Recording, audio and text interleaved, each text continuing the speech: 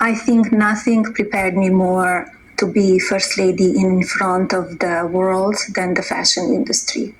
The fashion industry, it's glamorous, but it's at the same time very tough. And as everybody judges you, look at you a certain way. So it can be mean world as well. So nothing prepared me more for this world than fashion. It gives you a thick skin. So it was August 27th, 1996, and you had this modeling contract. You have 2 suitcases, a carry-on, and a passport. That is all you brought with you to America. And my portfolio. And your portfolio. That was very important. Absolutely. Yes. You need to find a job. So 10 years, and you hit the ground running. You didn't even go to your apartment. You immediately went to work. Correct. Tell us about that. Well, when I arrived to New York City, I still remember it was Tuesday afternoon, early afternoon. I went directly from the airport to the agency. So I start right away. You sign the contract, they copy your portfolio, and you start. So it was an exciting time. So 10 years later, after arriving here, you find yourself raising your right hand and reciting the Pledge of Allegiance and becoming an American citizen. You had no idea at that moment you would go on to become the First Lady of the United States of America. What did that day, becoming a citizen, mean to you? I was very proud. I went through the process, and that day was a big celebration. Was very, very proud. So meeting Donald Trump, how did you meet him? We met at a party, and you could read a whole chapter in the book. Yes, you were at the Kit Kat Club, and Yes. there was that moment of connection. And then you refused to give him your number, and you asked for his number, and you went on a modeling shoot in the Caribbean. And while you're down there, you couldn't stop thinking about him. And so you came home and you called him. What happened? We went to on the first date, if you could call it a date. Because it was mixed with professionalism too. Correct, right? and I completely understand now that I know him more. Yes. It was so him. And I liked in one way about it because I was the same, and I love the vision that he had and the connection that we had. So it was very special. You get in the car and he drives you to Bedford, and outside of the city, an hour outside of the city, and he wanted to show you a business or some property that he had. Mm-hmm. So he was combining business with taking you on a first date. And it was very nice because we were 2 of us alone in the car for hour and a half, and it's no other noise, no other people, because at that time he was already known and a celebrity. So it was really nice to be just 2 of us. Yes. Did you fall in love then? It was a connection. Mm-hmm. It was a connection. Mm-hmm. You said our chemistry was undeniable. Our connection felt natural. In private, he revealed himself as a gentleman, displaying tenderness and thoughtfulness. Did he ever say to you in those early stages, or even in that first car ride, I'm going to be president one day? No, we didn't discuss that time. Not. Did he tell you but eventually? Soon, did you know? But soon later. Okay. Yes, okay. Yes, soon later. So not that he would be the president, but he always was involved in politics. He was very in tune what's going on in the world, and especially in this country. 6 years into the relationship, it's April of 2004, and he proposes to you. Well, first of all, it was my birthday as well, and it was a Met Gala. So it was all in one. We were all ready at home, both of us in black ties. So he proposed that time. Describe your wedding day. It was January 22nd, 2005. It was almost a year after you were engaged, and you got married at Bethesda by the Sea, beautiful church down in Palm Beach, and then the reception at Mar-a-Lago. What was that day like for you and your family and your mom? It was an exciting day, a busy day. As every bride, you want to make sure everything goes smoothly, and it went. We had a good day. I'm sure. There was a touching story in the book about the baptism candle. Your mom brought this over from Slovenia. It was the candle that was lit in the church when you were baptized. You lit it at your wedding, and then you lit it again when Baron was baptized. And you still have it, I assume. I still have it. Interesting. I was baptized on Donald's birthday. Really? June 14. Wow. The dates connects. Yes. So my mother, she thought about it and she brought it here to the United States. And you say in the book about becoming a mother, you said, I stepped back from public life, no longer wanted the glamorous photo shoots and the jet-setting lifestyle, and my career took a back seat. Was that a hard change for you? It was not. No, why? Because I had a different purpose in life. Best day of your life when they put the baby in your arms? Something changes. Yes. Yeah, something changes. There's a picture in the book, and you're working at the desk, and you have Baron in one of those small little motorized cars. His children's books are all over the floor. You have your papers all over the desk. And I looked at that picture and I said, this is a working mom's life. We can all relate to this. Everything's chaotic, everything's hectic, but it's so much fun. And everyone tells us to enjoy those moments because they're fleeting and your kids grow up and it just flies by. When you look at that picture, what was happening in that moment? When I see it, that was the time that I did QVC collection, my jewelry. Which sold out in 45 minutes. It did, yes, was very successful. So I was doing all at the same time, working, playing with Baron. He has his own time with, his car and his books, and we talking. So I think it's very important that we show our children that we are working too, to give them an example how life is. That they see us, that we are productive, that we have an ideas, that ideas comes to life. And that's how I was showing to Baron. And did you and Donald Trump, did you ever talk about having more children? Did you want a larger family? I was always perfectly fine with one. And Donald was encouraging to have more. And I said, I'm completely fine with one because it's very busy life, and I know how busy he is, and I'm in charge of everything. So that's why it's just perfect. So Donald was on Brian Kilmeade's show last weekend, and Brian was asking him about your relationship, and he said, Brian, she really, really does love me. So what do you love most about your husband?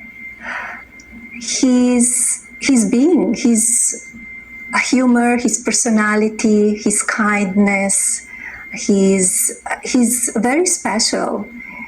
His positivity, his energy, it's unbelievable.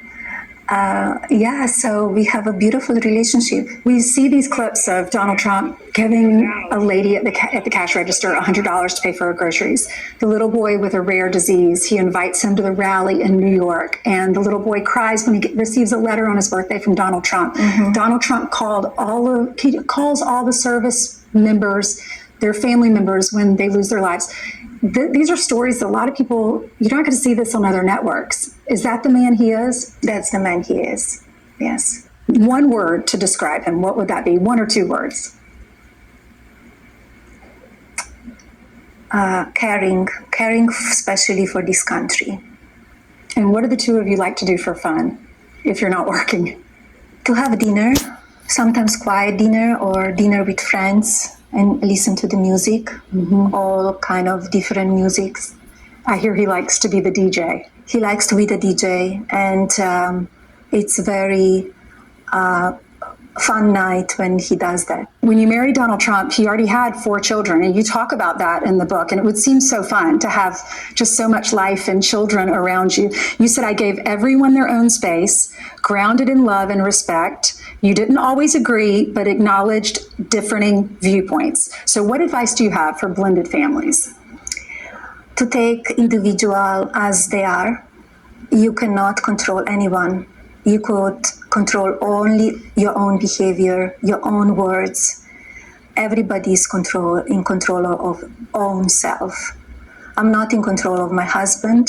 I'm not in control of his children. I'm not even in control of my child.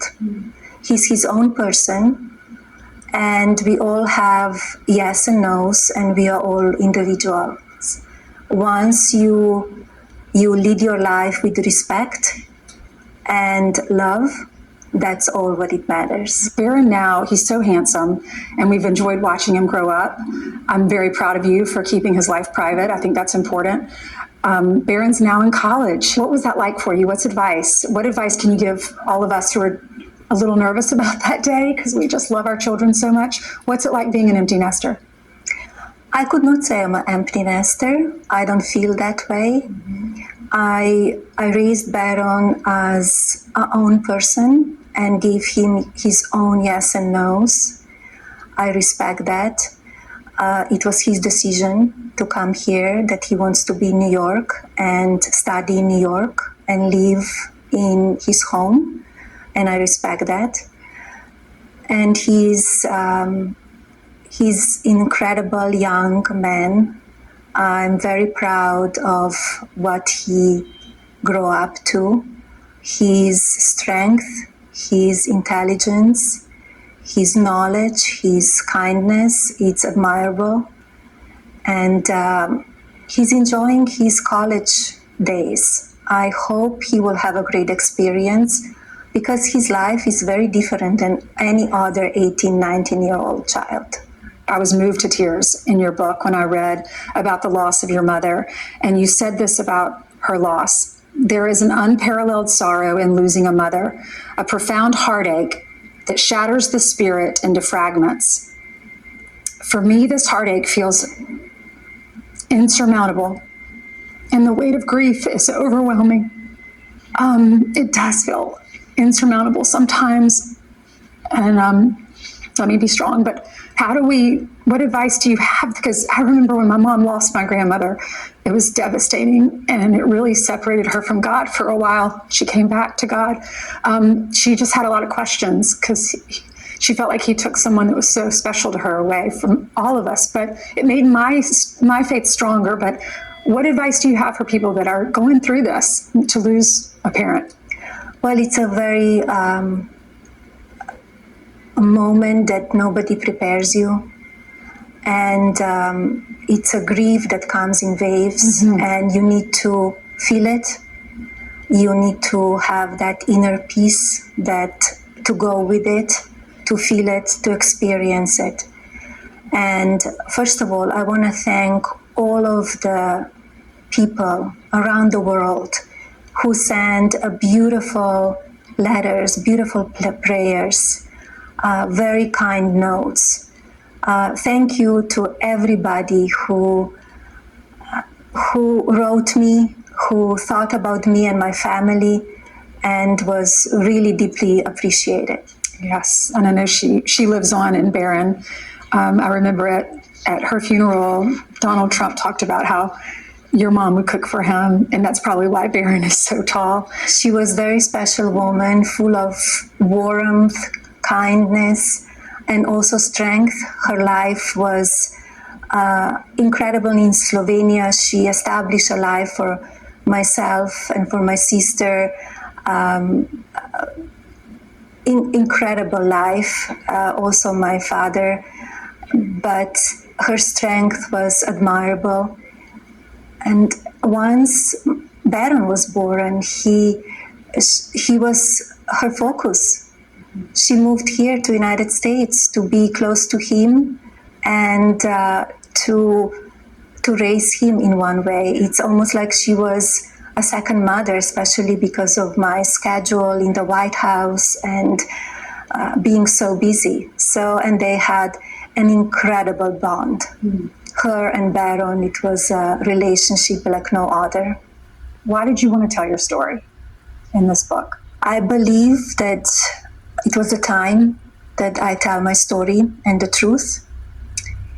It is a lot of misinformation and falsehoods written about me, and I want to put the record straight, and people can learn some things that they were never discussed. And I hope they enjoy the book. How did you feel about Donald Trump running again? I support him. I know how passionate he is to make America great again. We saw you backstage at the RNC. Do you want to talk about why you decided not to come out on stage and give a speech like you did in 2016? It was my decision. I think was just the time. I think was the right time. In days before, I wrote a beautiful letter to America. Yes. And I think in one way that letter was my speech. The raid on Mar-a-Lago, the house manager texts you and says the FBI is outside the house. They had access to my bedroom, closets, office, and rummaged through my personal items. Even searched Barron's room, you say. So how invasive was that? Did it make you angry? How did you feel? Yeah, it made me angry. Yes, invasion of privacy. And the way it was done I was really surprised. And you told your house manager, just leave it, don't touch anything, don't put it back. You wanted to see it for your own eyes. With your own eyes, what did it look like when you walked back in your house that had been raided? I saw unpleasant stuff that nobody wants to see it. And you get angry because, nobody should be putting up with that kind of stuff. Some person, I don't even know who or how many people, they went through my stuff. So the assassination attempts, the first one is in Butler, Pennsylvania. And you write about watching the assassination attempt on TV. And you started working and you were distracted, so you pushed pause. I think your chief of staff maybe called you and said, he's okay, but there's been a shooting. What happened next? I ran to the TV and I rewinded and I watched it. I was only a few minutes behind. And something, I guess,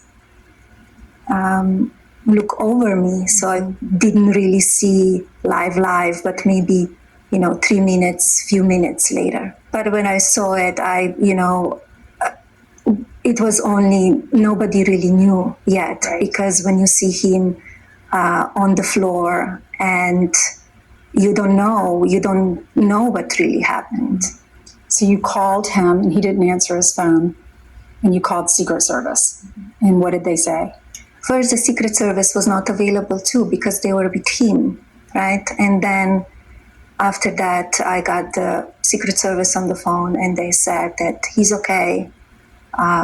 We are on the way to the hospital. He will be okay. And were you able to talk to him on the phone? Yes, I did. And then your son rushes into the room. Yes. And he had been told, your son is in college, I understand, but he's still your child. This is his father. How difficult was that to have that conversation? Very difficult.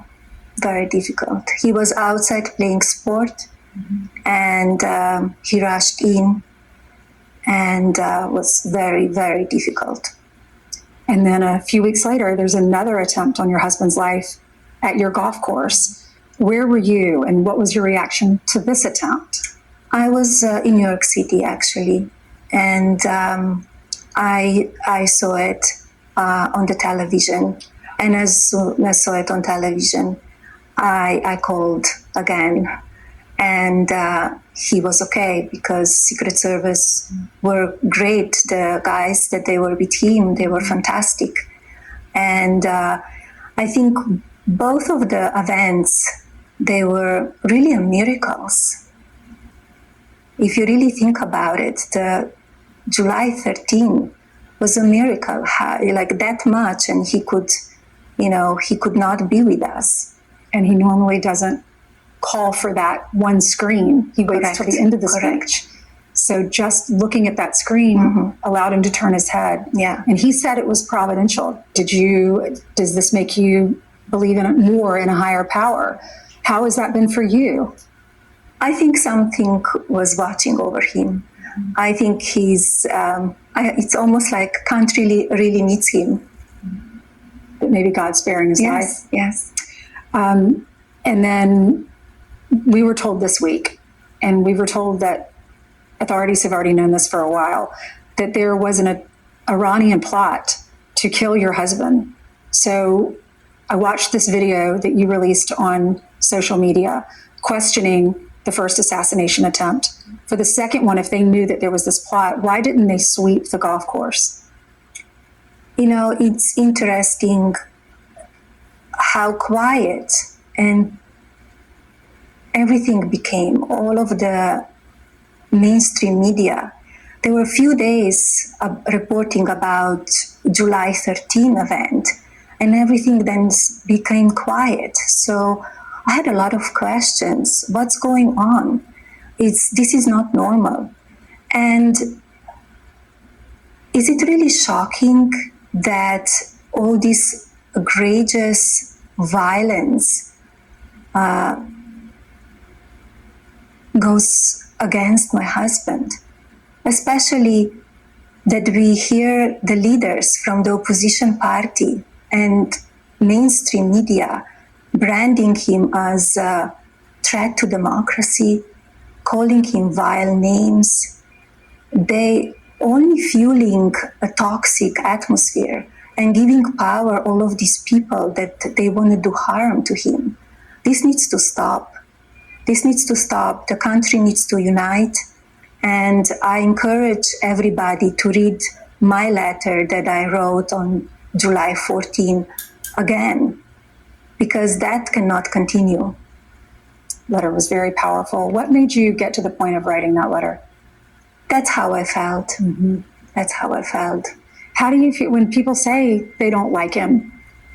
What do you wish they knew about him?